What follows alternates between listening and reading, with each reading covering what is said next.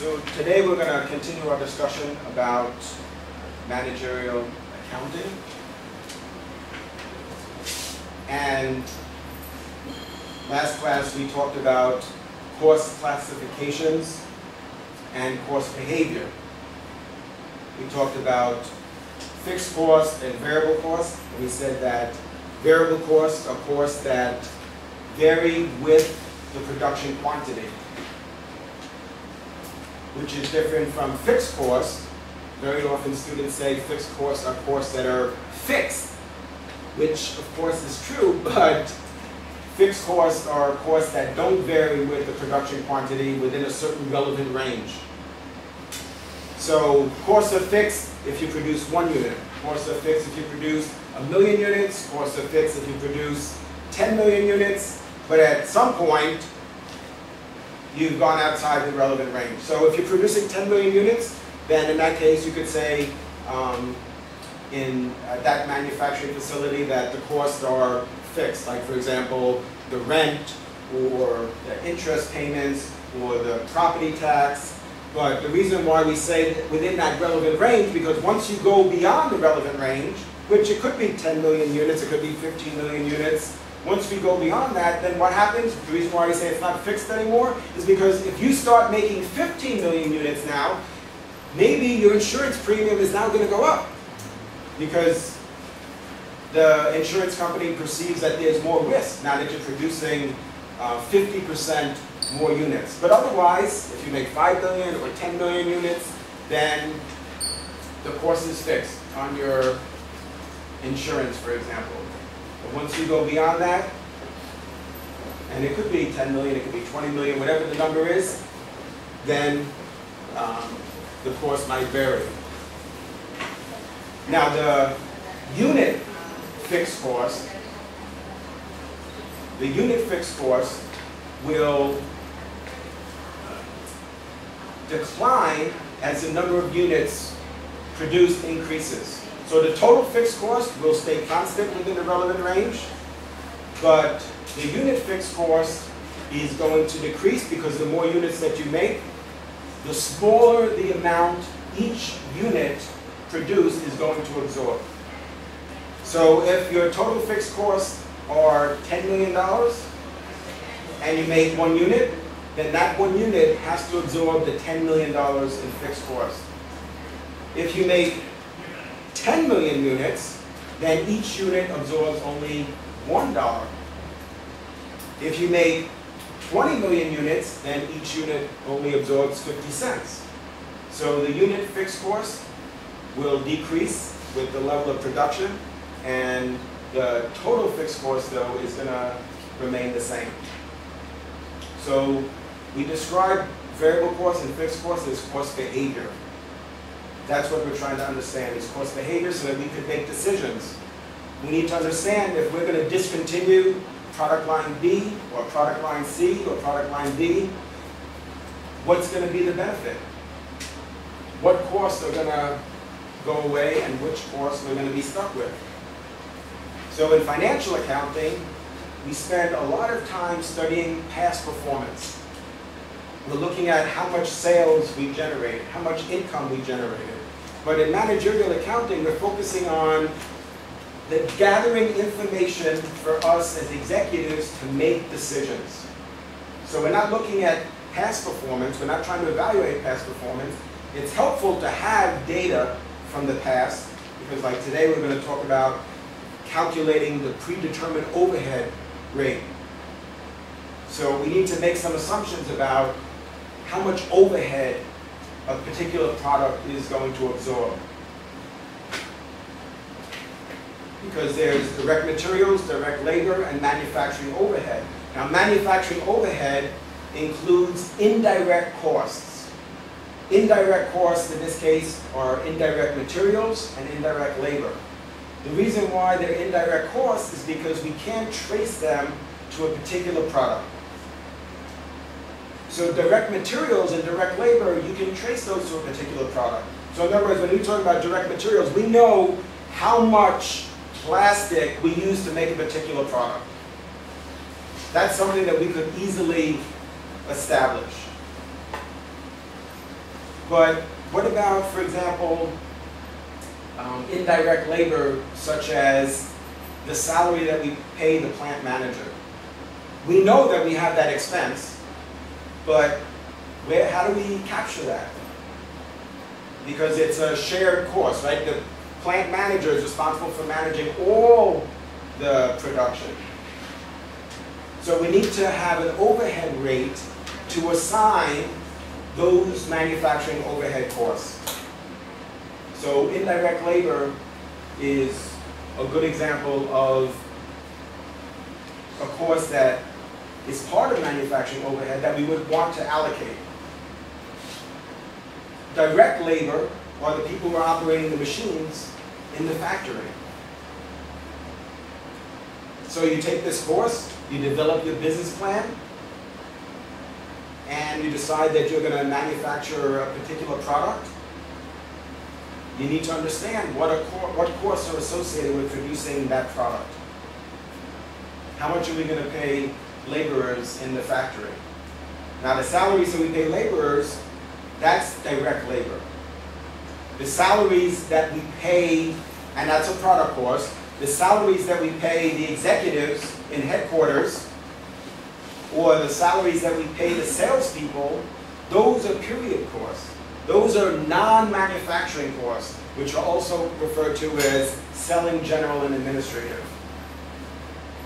So we have to make a distinction. We have to be familiar with these different terms and classifications, because they're going to help us make decisions. A classic decision is, should we make or should we buy the product? How do we know? There's, I think, an assumption that buying a product or sourcing a product is the right thing to do. That's not always the case. You have to calculate the numbers and determine whether or not enough variable costs are going to go away that it makes sense to do that. So we need to understand, well, how much are we going to have to pay to buy the product from somebody else, and how much is it costing us now to make the product? Now you say, how much is it costing us now? Now you think we should know that. You say, what do you mean? How much does it cost to make the product? We don't know that? I've been in a lot of factories where they have no idea what it costs to make the product. And they price the product at a point where they think they could sell it, and then a marketing organization could turn around and sell that to a retailer and hit a particular price point. But they really have no idea. And why? Because what we consider in accounting to be indirect and direct costs, costs that are easily traceable, even direct costs are challenging for some organizations to track. So we need to understand that. We need to be able to say, I know that this is how much my direct materials are for product A, and this is the direct labor, and this is the manufacturing overhead. These are my product costs, and you have to know that, okay, this is what it costs to make the product, and this is what it's going to cost to buy the product. And so we need to understand all these terms and classifications, because if we don't know how to classify the costs, then how are we going to, if we can't even classify them, then how are we going to determine what our costs are? Because remember, the fixed costs are not going to go away. So you might think, well, if we discontinue this line, then the company overall is going to benefit. Well, sales are going to decrease because of that. And we say, well, but our expenses are also going to decrease. But by how much? Because we're still going to have those fixed costs. And some costs we consider to be sunk. Some costs are those costs that we've already incurred that should not impact our decision to make or buy the product. So in other words, we've already spent $1 million on equipment.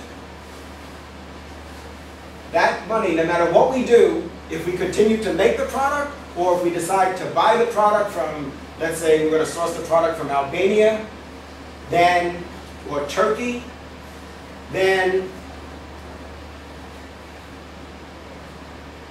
those costs are still expensed. We can't hide from them. We're stuck with those costs. So we shouldn't consider that, oh, we spent $1 million on equipment. Whether we discontinue the line or we continue to make the line, the $1 million is spent. So those costs are referred to as sunk costs. They shouldn't affect our future decisions. And it's challenging as managers because you keep thinking, but we spent $1 million. I know, you spend $1 million, but there's nothing you could do to change that at this point. So continuing to make the product, that doesn't necessarily help us. And if we don't make the product anymore, the fact that we spend $1 million, that's irrelevant. That's irrelevant. So we need to understand those costs. But now what I want to talk to you about is the difference between process costing and job costing, because they're not the same. So process costing, for example, is when a company produces many units of a single product. And they're basically the same. In fact, you could say that these products are identical. So process costing is when you're producing large quantities of a single product that's identical. So what that means is that we know what the costs are. We have a process. We know very well how much direct materials we're using, how much direct labor, what the manufacturing overhead costs are. Why? Because we're making them 24 hours a day, 7 days a week. We've already made 50 million of them. We know what our costs are. So I don't want to spend a lot of time talking about process costing because we have that information. That's what we talked about last time is what are the direct materials, what is the direct labor, what is the manufacturing overhead, and that's what tells us our total manufacturing costs. So that's assuming, and the reason why we could talk about that and those numbers, and we kind of take that for granted, is because we have a process costing system in place. So we're making millions and millions of the same unit. But job order costing is when we're making products that are unique. So that means each job, essentially, we need to cost out each job. So for example, every job is made to order. What would be a good example? For example, a wedding dress. So if you have a business, and this is what, even though we're talking about accounting and we're talking about it from an accountant's perspective, this is what small business people do, even if they don't realize that it's job order costing. What happens if you go to a seamstress and you say, I'm getting married and I want a dress. But you're not going to buy your dress at Macy's. Macy's is a very successful company and it's a nice place to shop, but you decided that you want to have your dress made for you. And there's certain components and aspects about the dress that you want it to have. So you saw the royal wedding and you've got some ideas in your head, and so you go to a seamstress and you say, this is what I want. And this is what I want the neckline to be, and this is how much lace, and so on. Well, how does the seamstress know what to charge you? So what the seamstress is going to do is basically job order costing. Now, probably, unless the seamstress took this course, probably the seamstress doesn't realize that that's what she's doing. But in reality, every job she's costing out. Each dress is unique. Because Christina has certain aspects of the dress that she wants, and Matilda has certain aspects of the dress that she wants, and each dress is unique. That's the key about job order costing. You say, well, how do I know if we're doing job order costing? Well, if each job is unique, then it's job order costing. Now, we still need to find out the same information. We still got to make the same decisions and assumptions around, basically, what are we trying to figure out? The total manufacturing cost. Which means what? We need to know what is the direct materials. So that means how much cotton are we using? How much lace are we using? How much linen are we using? So how many yards of linen are we using to make the dress, for example? The same that we would in process costing. Except for that, we know, because we make the same dress. We make 1 million dresses, and the only difference is some are small, some are medium, some are large. But we know that, because why? Because we're making 500,000 small, and 500,000 medium, and 500,000 large, and so we know how much direct materials we're using. We know the direct labor, so we know how long the people are at the sewing machines, how long it takes them to make a dress. And we know, because we're an ongoing concern, we know what is the manufacturing overhead associated, which, remember, the manufacturing overhead is the indirect materials and labor. Because remember, indirect costs are those that are difficult to trace back to a particular product. So in that factory, we might be making things other than dresses. Maybe we're making also shirts, but we still have one plant manager. So we need to somehow account for that. But that situation where we're making a large quantity of a single item, which is pretty much identical, that's process costing. But you could make, if you're making dresses that are unique, that are custom order, that's job order costing. Do you see the difference? So you don't know. You don't know beforehand how much direct materials is going to be used to make Christina's dress. You don't know how much direct materials are going to be used to make Benita's dress. That's something that we gotta, when the person comes in, we gotta do some estimates based on what they tell us their requirements are. So if it's a custom job, then that's job order costing. And so we need to have what we refer to as a cost sheet, a job cost sheet. And the job cost sheet is one that lists, and a space for us to list how much direct materials we're going to use, how long it's going to take us to make the dress. Now, to make Christina's dress, it might be $25,000. To make Matilda's dress, it might be $35,000.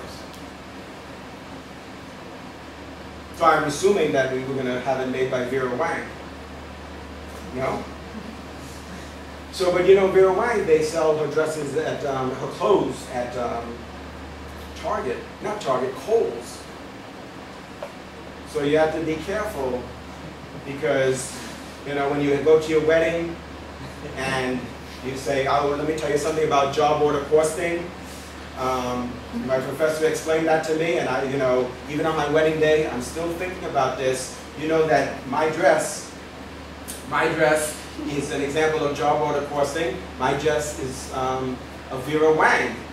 And they say, I shop at Kohl's too. And so you need to think of that. What about another example of where you would use job order costing is, for example, if you're painting, you're hiring a painter. Painters use job order costing because, let's say they're going to paint the inside of your house. You tell them you want to paint the bedrooms. So in one house they go in there and there's 2 bedrooms. Another house, there's 3 bedrooms. Somebody else's house, there's 4 bedrooms. Some houses have 5 bedrooms, some have 6, 7, 8 bedrooms. So they want, people ask them, well, how much is it going to cost to paint my bedrooms? Well, they can't say $1,500. They need to do a job order cost sheet. And so they look at the square footage. Well, one person has 2 bedrooms, so the square footage is less. Another person, we said, has 6 bedrooms. The square footage is a lot more. And then, so you say, well, why? I don't get it. Like, why do we care? Why? The reason why we care is because in order for us to set a price at which we could be profitable, we need to know how much it's costing us. And we can't just think about how much linen we're using to make the dress. Certainly direct materials could be a significant portion of the product cost. But how many hours is it going to take us? How much labor is involved? And what about the manufacturing overhead? Because we need to think about that. Because we might be able to cover the variable costs, but then we forgot to take into account the fixed costs. So keep in mind that period costs, which are the selling, general, and administrative, and product costs can be both variable and fixed. That's just cost behavior. So a period cost can be fixed or it could be variable. And the same applies for product costs. So if we're going to price out a dress, we need to understand what are our non-manufacturing costs, if you will. What are our period costs? What are our selling, general, and administrative? Because if we price it just enough to cover the direct materials and direct labor, but then we don't take into account the fact that we have rent that we have to pay. Suppose we have a dress shop. We have to make sure that we're taking that into account, and that each dress that we sell is going to cover a portion of the rent. So that's why cost is so important, especially as entrepreneurs and small business people. You need to know how much it costs you. So you say, oh, I want to make sandwiches. Great. We're going to open up a sandwich shop. We're going to open up the Bassell sandwich shop. And we're going to form a subchapter S corporation, and you're going to all be shareholders in that corporation. I'm going to give you all shares in the corporation. So I'm going to divide up the shares amongst myself and everybody on our team. So all of you, you're going to get 45% and I'm going to get 55%. Okay? So I'm not going to give up control over the company. Right, Khalil? Come on, come on. I was born at night, but not last night, right? Come on. So we're going to open up this sandwich shop, right? Sounds, why not? Why not open up a sandwich shop? But then when you start to think about it, right, it's never as simple as it seems. Each sandwich is unique, right? Isn't this job order costing? Each sandwich is unique. How do you know how much to charge for a sandwich? Now, at the end of the day, we could have a whole pile of money in the register. Maybe we're selling sandwiches for $5 or maybe even $10. But how do we know if that's enough to cover our costs? And that's why I want to take the time to talk to you about costs, because it's not as simple as it sounds to say, well, what are my costs? Tell me, that's what we need to know. How much are our costs? Because we need to cover all of our costs. Ultimately, we want to be profitable. So if we're going to be profitable, that means we need to cover all of our costs. The direct costs and the indirect costs, the period costs and the product costs. So the rent, we have to pay the rent. So maybe $5 is not enough for a sandwich.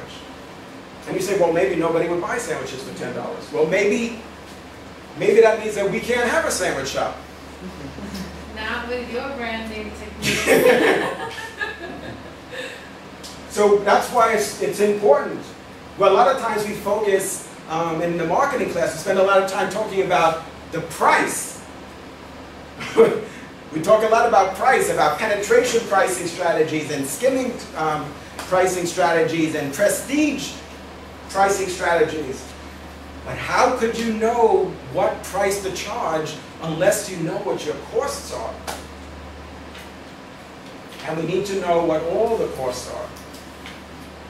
So whether it's we're a painter, or you're a seamstress, or a sandwich shop operator, we need to know what our costs are. How much lettuce are we using on the sandwich? How much is the bread? What about the tomatoes? And what about the rent and all the other expenses? So we need to understand that. Questions? So process costing is we're making a lot of a identical product, and job order costing is when we're making unique, one-of-a-kind type items. So the three key documents that we need to be familiar with are the job cost sheet, the materials requisition form, and the employee time ticket.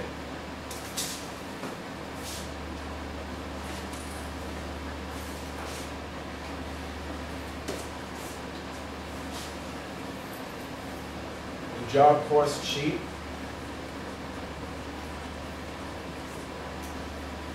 materials requisition,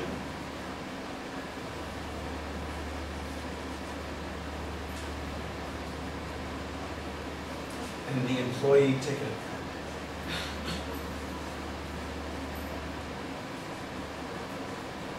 These are three important documents as relates to job costing.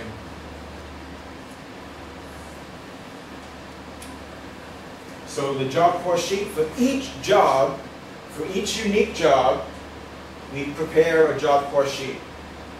And that's where we document the manufacturing cost, the direct materials, the direct labor, and the indirect materials and the indirect labor. So are we clear on the difference between direct costs and indirect costs? So direct costs are the costs that we could easily trace back to the particular product, and indirect costs are costs that we don't want to lose sight of them, but they're difficult to trace back to a particular product line. So they're usually some type of shared cost. The cost that we pay the janitor in the manufacturing facility. So they clean the facility for all the product lines. So each product line has to absorb a portion of that cost. And we're going to talk about it in a minute. I'm going to show you how to calculate the predetermined overhead rate. We make some assumptions there. And then from an accounting perspective, what we look at is the overhead applied. Because remember, we need this information to make decisions about the future. So we're going to have to calculate the overhead applied. Before we know what the overhead actually is, we have to make some assumptions. So we're going to calculate based on an allocation base, which could be what we expect the machine hours to be, the total number of machine hours, 10,000 hours, 20,000 hours, 50,000 hours, whatever it is, or the number of labor hours. And what that's going to give us is a certain dollar amount per hour. And the reason why that's so helpful to us is because when we're looking at different opportunities and we're trying to make different projections and we're going through different scenarios, then if we know that the manufacturing overhead rate is, let's say, $8 an hour, then we could look at different scenarios and say, well, what if? Because we're going to do a lot of what ifs. We need to be making some projections. What if we operate the machines 10 hours? Or what if we operate the machines 10,000 hours? or 20,000 hours, or 30,000 hours, or 40,000 hours, or 50,000 hours. But what do we do with that? Like, okay, that's, all right, whatever. Like, but no, if we know that we have an overhead rate of $8 an hour, then we can say, okay, if it's 10,000 hours, then 10,000 times 8 is $80,000. And if it's 20,000 hours, then it's $160,000. And if it's 50,000 hours, then it's $400,000. Now, do you see how that's helpful as a manager? How that's going to help us make decisions? Because we can't wait until after the fact. Remember, we're not looking at past performance. As managers, we need to use what's called managerial accounting to gather information to help us make decisions. So we need to know, have a sense beforehand, what is the overhead rate going to be? Because remember, I said we need to decide how much are we going to charge for the dresses? How much are we going to charge for those sandwiches? How much are we going to charge people to paint their house? So we need to have some sense. Now, sometimes our estimates could be off, and we're going to have a variance. So sometimes we're going to be, our manufacturing overhead is going to be over-applied, and sometimes it's going to be under-applied. So sometimes it might be favorable, and sometimes it's going to be unfavorable. If it's favorable, if we have a favorable overhead variance, what that means is that we anticipated that the amount of overhead was going to be $400,000. But actually, it turned out to be not $400,000, but $300,000. Well, if that's the case, then we were very efficient in the way we operated the organization. And so we need to make an adjusting entry to address that. So that's a good thing if we have a favorable variance. Hopefully it's not going to be off too much, because we like to think that it's within some, if we're making an estimate, we shouldn't be guessing, right? We have some historical data that tells us it's going to be $8 per machine hour, or $8 per labor hour, or $20 per labor hour. So if the numbers are very far off, although we may be happy at first because we feel like, wow, it's actually cost us less than what we thought, but then we should challenge ourselves and go back and say, well, how come we're so far off? So we need to, it makes sense to do those calculations.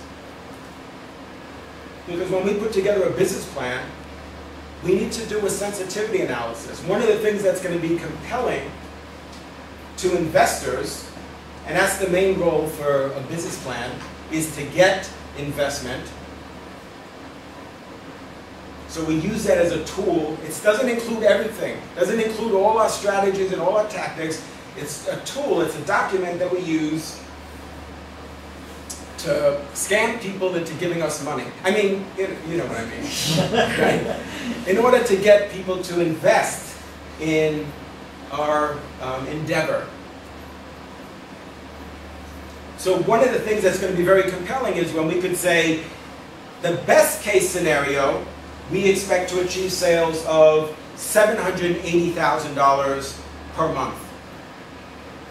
The most likely case is $620,000 per month.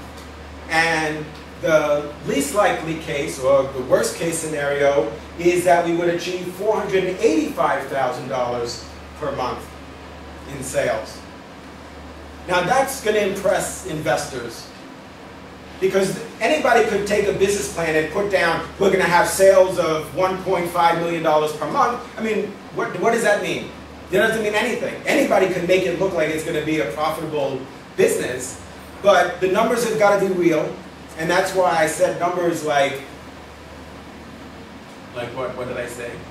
Like, realistic numbers, not 500,000 or $1 million, right? I said like 720,000 per month. You said, well, why not say $750,000? Well, is it $750,000 or not? So what's going to help us, and how we're going to, and that's just sales, right? So we're going to have to make some predictions about sales, but it's got to be based on something real. Like we have to show them that we're going to sell sandwiches at $9.99. That's a good approach, right, to pricing.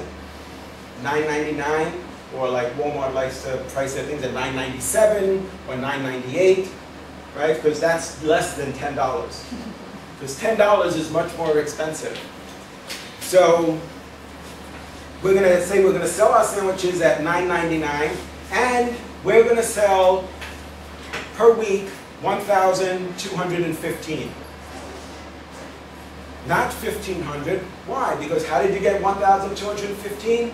Well, what we did was we estimated that out of the 15,000 students at Brooklyn College, that 10% of them are going to buy lunch each day, and that's 1,500. And then we don't expect that all 1,500 are going to buy our sandwiches each day, but out of that we expect 10% to buy our sandwiches, which is 150, and 150 times 7 days a week. So that's what they're expecting to see. That adds a lot of credibility to your business plan, if you could show them your assumptions. Because again, anybody could say $1,500,000 per month. Really? How is that? Why should we think that that's possible? Or even reasonable? So you need to show a sensitivity analysis. The best case, the most likely, and the worst case. Now, that's just sales, but now remember we were talking about costs. So the question is, well, what are our costs? Well, you need to be able to explain that in the business plan, what we just discussed. You need to be able to explain to investors, potential investors, that these are the costs, and that we did these calculations, and we said, well, at 50,000 hours, our cost would be $420,000, and at 40,000 machine hours, our cost would be this. That adds a tremendous amount of credibility to your business plan, because what investors have is money. What they don't have is usually knowledge about a particular industry. So you have to show them that you are the industry expert, that you know more about making sandwiches than anybody. And you may have gotten that experience by working in a sandwich shop, right? A lot of executives, they work for Subway, or they have some experience in a particular industry, and then they leave corporate America and they go off on their own. And investors look at, okay, well, what is your work experience? Like, have you ever managed a restaurant before? Have you ever made pizza? You've probably eaten pizza, but like, have you ever, do you know how a pizza shop operates? Or if you tell them that you want to invest and have a fleet of cabs, so they might ask you, have you ever driven a cab? Have you ever operated a cab or worked for a cab company? So that's something that we need to include in the business plan. So that's why I'm emphasizing this at this point, determining what our costs are. Not just because it's interesting to calculate, but because you need to include that in your business plan. And that's what we talk about in Chapter 8, is what are the components of a business plan. So you definitely have to have financial projections. And you need to have something compelling about sales, and you need to also have something compelling about, and something credible as it relates to your costs. So once you start telling them about, you know what the direct materials are, the direct labor, the manufacturing overhead, that shows that you're an industry expert. If you know that, then you're certainly an industry expert. And even if you have to estimate, of course, right, we said we don't know. We don't know exactly.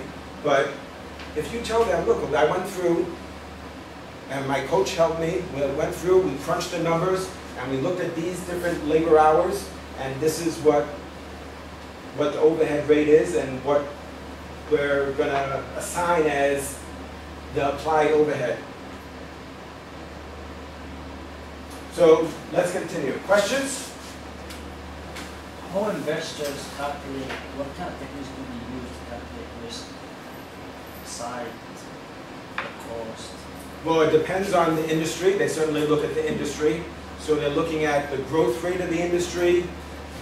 So in other words, is the industry mature? Or is it growing? What is the size of the industry? So sometimes an industry can be mature, which means that it's not growing or it's growing at a very slow rate. So for example, the beverage industry. The beverage industry in the US usually grows about 2 to 3% per year, which is really, when we think about growth, that's not growth, okay? That's basically a mature industry. When we talk about growth, we're talking about 20%, 50% growth and more per year. That's an industry that's experiencing growth. The industry is mature, so we could say the industry is mature, but it's also very large.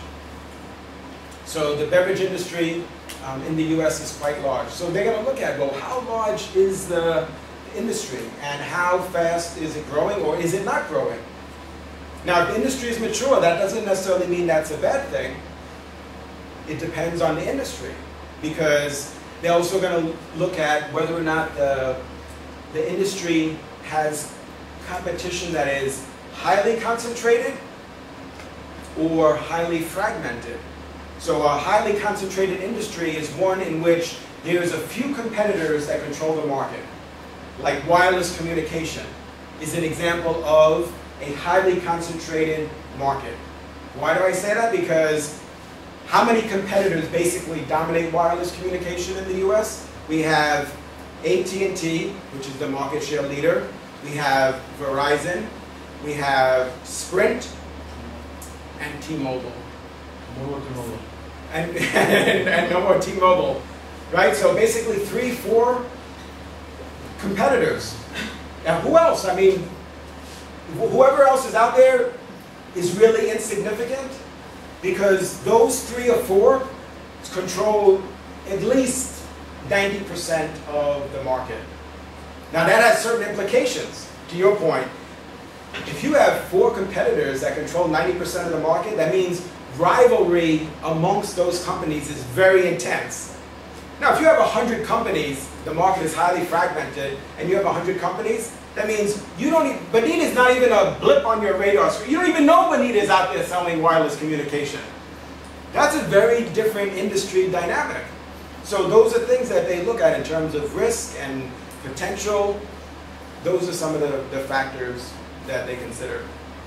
When you were talking about sensitivity analysis, like the best case scenario, most likely, and the worst, is there like a certain percentage that you allocate in calculation, like let's say 10%, 20, and 30? No, you just need to, you have to make some assumptions as to what would impact, why you wouldn't achieve the best case scenario, and what impact that would have on sales.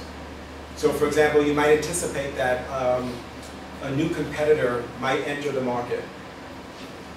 So then you say, well, based on if a new competitor enters the market, then sales would actually be 20% less. So in other words, what if somebody opens up a sandwich shop next to ours? Now, usually what happens is we sign a lease that says that the landlord can't rent to competitors. We've got to be very specific, though, to say direct competitors or indirect competitors. We need to specify that, because they might say, oh, well, you sell hamburgers. Why would you care if we open up a KFC next to you? Well, do we care? Yeah. Because even though they sell chicken and we sell hamburgers, it's basically fast food. Mm-hmm. So you should include that in the lease. But that's something that maybe the landlord doesn't own the whole strip or the whole block. So you say, well, I'm going to rent this, but you don't know. They might, who knows what's going to happen. They might close the bagel shop and the other landlord might pull a fast one and rent to a Subway. And that's going to have an impact. So we need to identify those potential risks. To me, it's very shocking that for all that while they had a White Castle next to McDonald's. That is crazy. I don't know how, and now they're closed. So I'm only assuming, but I think it's reasonable to assume that the landlord was sued.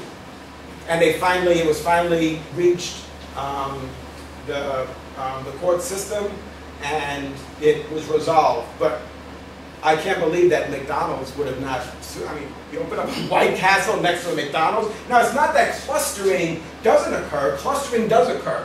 Clustering is when similar businesses operate in close proximity to each other. So you'll see, like on one corner you have a McDonald's, and just like, wow, isn't it bizarre? Across the street they have a Burger King and a KFC.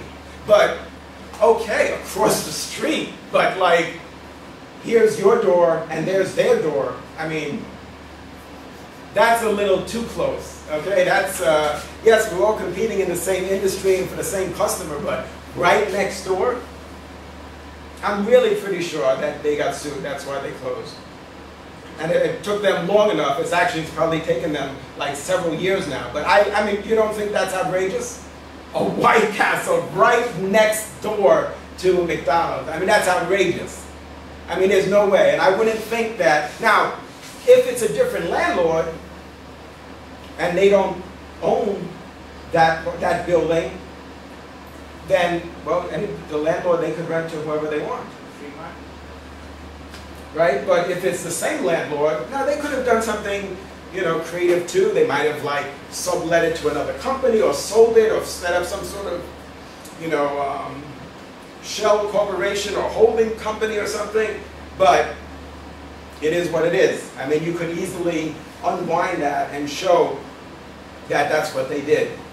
Because if they were the landlord for 25 years, then you could be able to document that. You'd be able to get records that show that, and then show how, well then, they sold it to his brother, who's the president of this recently created corporation. I mean, come on. I mean, you're that desperate to have put a White Castle in there? I mean, but apparently they were. Because otherwise, I just can't see how they would allow the landlord to do that. Especially, I mean, even if it was chicken, if it was KFC or Pizza Hut, at least you could argue.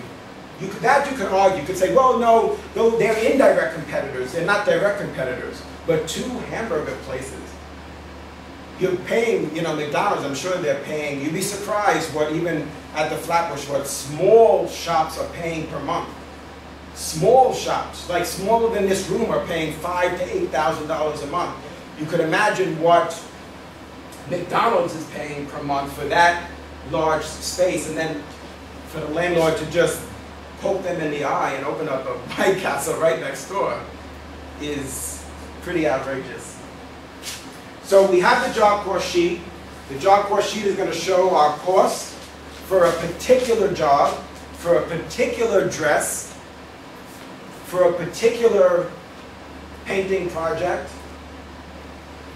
But then we need to have the materials requisition form. The materials requisition form is the form that we use to get materials from the warehouse. So if it's a manufacturing facility, for example, or even if it's a service industry, you're going to need to get supplies. Now, if you're even a small business, and we're going to have different types of inventory. We're going to have raw materials.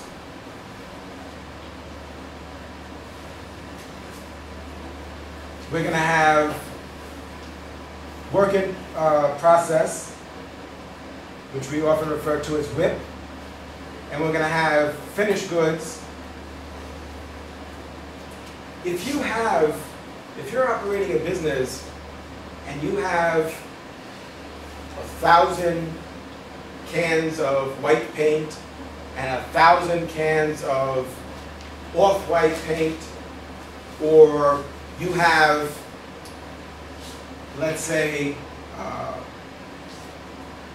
5,000 yards of linen for a dress and 5,000 yards of lace, then that's of significant value. That could be hundreds of thousands of dollars, even millions of dollars worth of inventory. So you don't have that just like lying around the facility or your dress shop. You have, that's locked up. That's in a storehouse. Because otherwise, well, I mean, all the employees, they take home a gallon of paint every day, right? I mean, so if you have 25,000 gallons of paint, it has to be locked up someplace. But then you say, well, the painters, they need paint to paint people's houses. So they need to fill out the materials requisition form, which says that, on it says what job they're working on. So it says that, let's say for painting, for example, they'll say that this is Orhan house paint job. And they say we need 20 gallons of white semi-gloss paint, and we need 10 gallons of blue high gloss enamel paint. And that's how you get materials from the storehouse. And then we charge that back to that particular project. So every paint job is not going to be the same, because as we said, some might have 2 bedrooms, some might have 4 bedrooms, some might have 10 bedrooms, and because Orhan more than likely has 10 bedrooms. And maybe some customers say, I tell them, well, if you're going to paint my house, you'll do 1 coat of paint. But Orhan, since he's a shot caller, he says, I want 2 coats of paint on the walls. So even if we have the same number of bedrooms, which we don't, because I definitely don't have as many bedrooms as Orhan, you might still need more paint, more materials. So again, job order costing. No 2 jobs are going to be the same. And then in some cases, you pay a premium for color.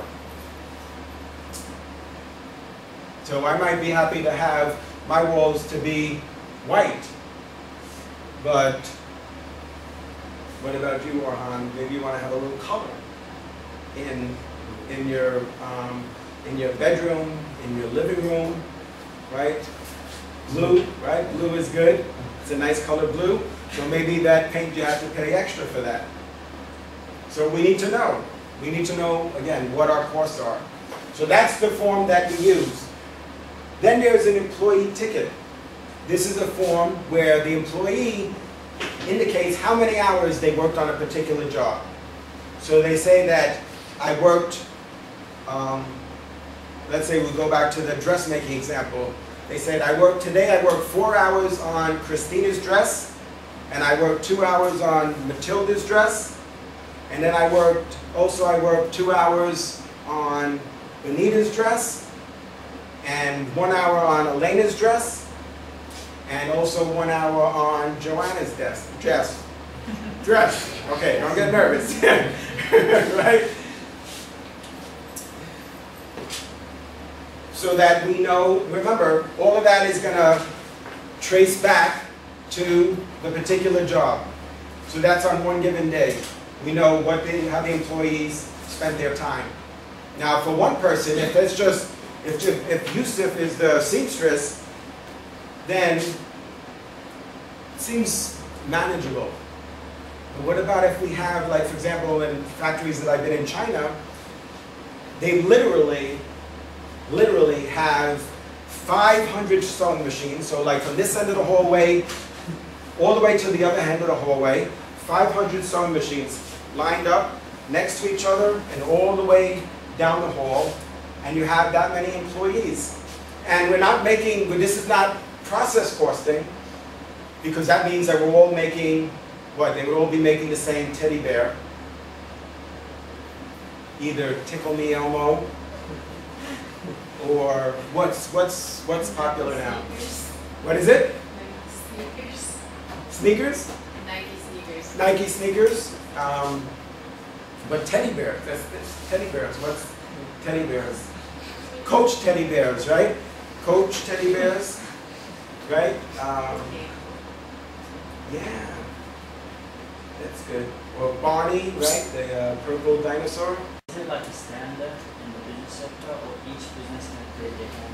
Yeah, they're pretty standard. For the employee ticket, well, yeah, for all of these forms, it's pretty standard. But depending on how complex the product is, you might need, more lines for direct materials. Some products you might need less, but the form is pretty much the same. So you could do something that's pretty standard from one industry to the next, unless you have something that's very unique. So if you have 500 employees and 500 sewing machines, then, and we're not making the Barney bear, right? We're not making the Barney stuffed animal, which would be process costing, but we're going to be making dresses, and we're going to be making a dress for each of you. I'm going to give you a good discount, $24,950. I think it's reasonable. So each one of them is going to be costed out separately. So then it becomes difficult to track. And actually, when the operation is that large, it's done on the computer. So literally what you're doing is, if you're at a particular workstation or working in a work cell, then what you're doing is you'll have a scannable barcode, and you scan that to indicate what job that you're working on, and it logs in, right? It knows what time it is. It knows that it's, well, we're here till what, midnight? So, but it scans, it knows what time it is, and then when you're onto this, you stop working on that, then you scan that again, and knows, okay, you stop working on Christina's dress, and you spent 47 minutes on that. And what it does, the computer does, basically enter that information on the form, right, on the an employee ticket. And then you go on to the next dress. Because you might be doing, one seamstress there may be some sort of job specialization. Even though each item is unique, a custom dress, there still might be some specialization amongst the workers. Like one seamstress might focus on working with the sleeves, or stitching on the lace, or something like that, right? So once that seamstress all day long is working on stitching the lace, but each job is different. So on Benita's dress, it might take 1 hour. On Matilda's dress, it might take 1 hour and 32 minutes. But each time the seamstress gets another dress, they scan that onto the next job, and that's how they know. Ultimately, you just go back into the computer, and basically the computer is filling out this form. And we know how much time you worked today, what you did, which jobs you worked on. And then, of course, that all ties back to the job cost sheet. And then we know, ultimately, how much did it cost us, what was the direct labor time to make that particular dress.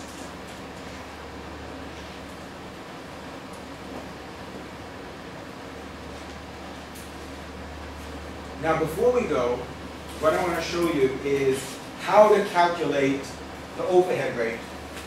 So let me give you an example. Let's say, for example,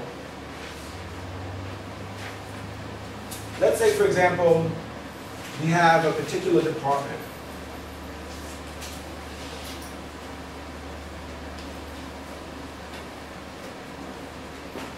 Because we could very easily have different departments. Like, for example, when we're making a product, we might have one department that focuses on cutting the linen.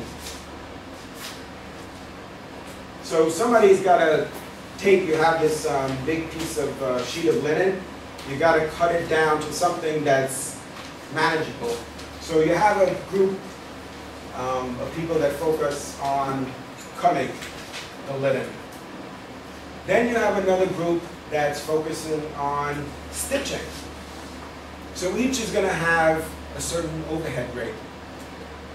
Now what we could do is we could use as an allocation base the number of hours, for example, that the sewing machine is being utilized. Because remember, what we're trying to do is determine how much each item is going to absorb of the manufacturing overhead. How much is each item going to incur for the plant manager's salary, for example? Because there's got to be a way to allocate those costs. We said that they're an indirect cost because we can't really trace it back. So the way to a particular product, how could we say, well, the plant manager's salary should be allocated only to product A and not to product B or product C? So what we do is we make some assumptions. So we could use a certain allocation base. So in this case, we could say the base is how many hours the sewing machine is being operated. So let's take, for example, so the predetermined overhead rate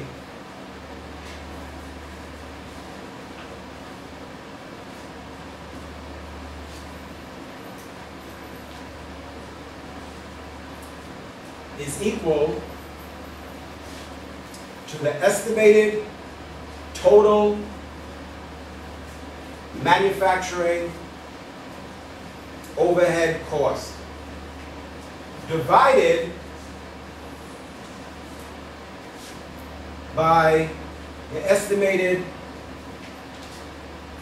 total amount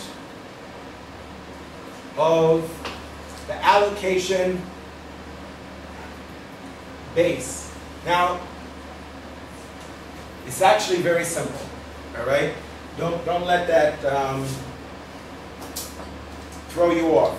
Because all we're really going to do is this says the total manufacturing overhead cost, which we're going to say in this case is $360,000. That's what we estimate the total manufacturing overhead costs are going to be. So the indirect materials and the indirect labor. Not the total manufacturing cost, just the overhead. $360,000, and then we divide that by the allocation base, which in this case we're saying is the number of hours that they operate the sewing machine, which is 48,000 machine hours. So that's the number of hours that we operate the sewing machine. When we divide this to 360,000, which is our total manufacturing overhead cost that we've estimated, when we divide that by the number of hours, we get $7.50 per machine hour. MH is machine hour. That's what I was alluding to before. Now that is tremendously helpful to us because now we could work through different scenarios as it relates to how many hours the sewing machine is going to be operated. Is it 48,000? Because remember, ultimately, we're looking at our costs and we're trying to understand whether or not our business is going to be profitable. So what if the machine hours was instead of 48,000, 58,000, or 68,000, or 78,000? Well, we already know that we have an estimate of $7.50 per machine hour. So we just multiply those number of hours times $7.50. So we could go through those types of what-if scenarios. We need to go through quite a few what-if scenarios to understand what our goal should be and what's realistic. That's a large part of what we need to do as managers, is understand different opportunities. So what if we got a big order and we had to run the machines, the sewing machines, for 100,000 hours? How is that going to impact the price? Because when we get that big order, we're going to have to tell them a price. Now, if we were operating our machines before 48,000 hours, and now we have a new customer from Yemen that's going to give us an order that's going to use 52,000 machine hours, they're going to ask us, well, how much are you going to charge me? Now, it's likely that they're thinking about making it themselves. So we need to give them, it's important, because what we say could make or break the deal. It's going to be deal or no deal. Right? You saw me on TV. That's me. You don't recognize me? The hair is similar. The hair is similar. Yeah, the hair is similar, exactly. Deal or no deal. So we need to know. We want to be able to operate our sewing machines efficiently. We want to be able to, ideally, to have, to optimize our capacity and to operate them 7 days a week. But they're going to be, what they're also doing an analysis, they're interested in how this overhead is going to be allocated. So it's so critical. Again, we always talk about price, but how could you set the price if you don't understand your cost? And I think what we talked about today, I think it shows that, yeah, knowing your cost is not as simple as you might think. When somebody says, well, how much does it cost to make it? It's not so simple. It's not just direct materials. It's not just how much paint you're using, or how much linen, or how much plastic. We need to make sure that we're captured, if we're going to be profitable, that we're addressing our selling, general, and administrative, and also our manufacturing overhead costs. So then we could go through and we could say, well, what if it was 100,000 machine hours? What would our manufacturing overhead cost be? And how much would each unit absorb of the total fixed cost? Because remember, the more units that are produced, the smaller the amount each unit is going to have to absorb of the fixed cost. That's known as fixed cost absorption. So you spread the fixed cost over as many units as possible, ideally.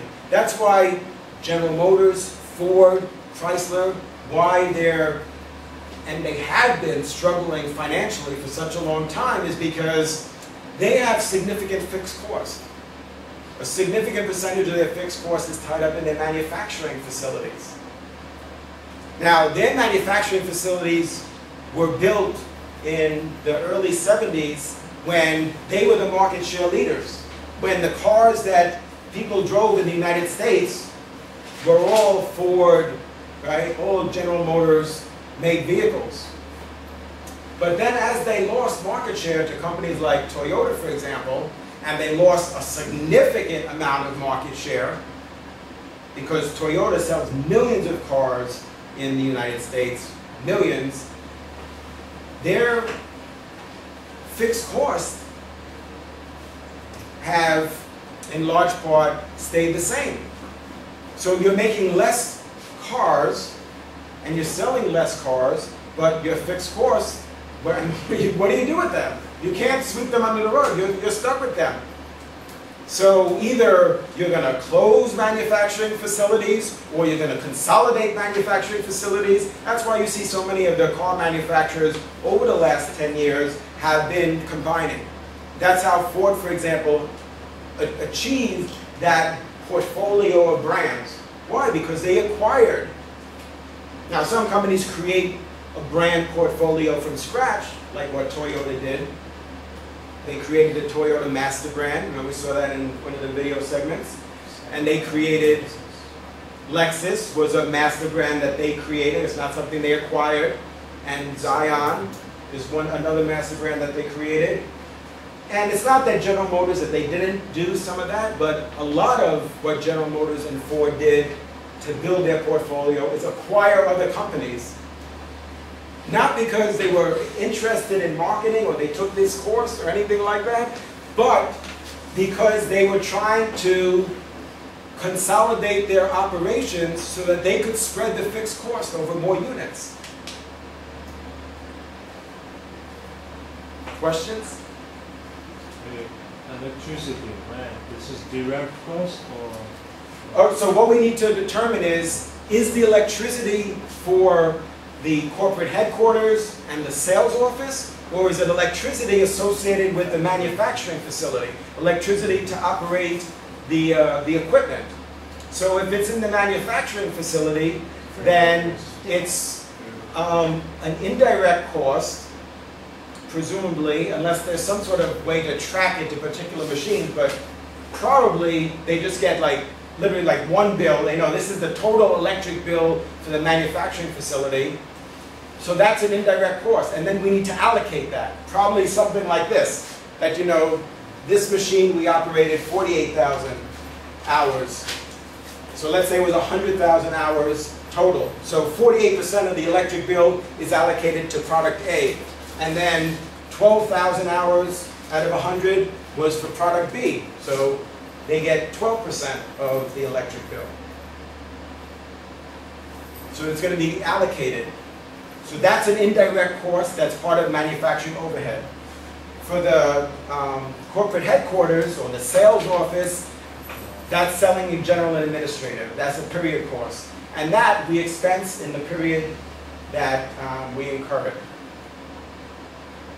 The difference between the period cost and the product cost is product cost we describe as inventoriable costs. The reason why they're inventoriable is because, keep in mind that we said when we buy raw materials, whether it's plastic or linen, whatever it is that we're going to use to make the product, that is recorded as inventory. It's not an expense. So if we buy $250,000 worth of plastic to make our product, we don't write that off as an expense. That is raw material inventory. That's an asset.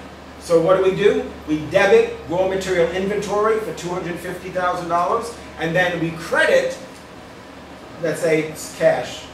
So we bought the materials and we paid for it. When does it become an expense? When we sell the product. So that's why what we do is, that's why we're so interested in determining the total manufacturing cost, because we're going to use the total manufacturing cost to calculate the cost of goods sold. So when we sell the product, that's when it becomes an expense. So the sales and the expenses are being matched. And then we're going to make an adjustment, right? We're going to do some entries, some journal entries that are going to reflect the fact that now the WIP was converted to finished goods, and the finished goods is now cost of goods sold. So we're not losing track of the costs. Any other questions? So now you know how much we're going to charge for sandwiches? So what do you think? Do you have any ideas for a small business? Not easy. So any idea that you have to know your cost. It's not just the cost to buy the taxi. What about all the other costs? What about the money that you're paying for the car insurance and other fees and licenses, and of course your variable cost, the cost for gas, all those other expenses. And then you have a dispatcher. So if you have 10 taxis and you have to pay a dispatcher, then, so all of those costs we need to take into account so that we can make a decision. You know, if we want to do painting and you want to be profitable, because you're going to have to pay workers' comp insurance, you're going to have to make payments on a van or a truck to go out to the customers, and you're going to have to buy ladders and all types of equipment and so forth. You need to know how much should you charge them to paint their house or mansion in your case. 10 bedrooms. You know, one of the things they found that has really been an issue for people that have these really large houses is not the cost of the mortgage or anything like that. It's the cost, like their electric bill. What about if it was a hotel? What about if our business venture was to open up a hotel? You have to think about, you know, what are your total costs going to be? Because of course you figure, oh, there's going to be some electric, but how do we know how much the electric is going to be? So how do we know to rent the rooms for $100 a night or $100 an hour? But you need to know. And the only way you can know what to charge is if you know what your costs are. We can do it. Yes, we can.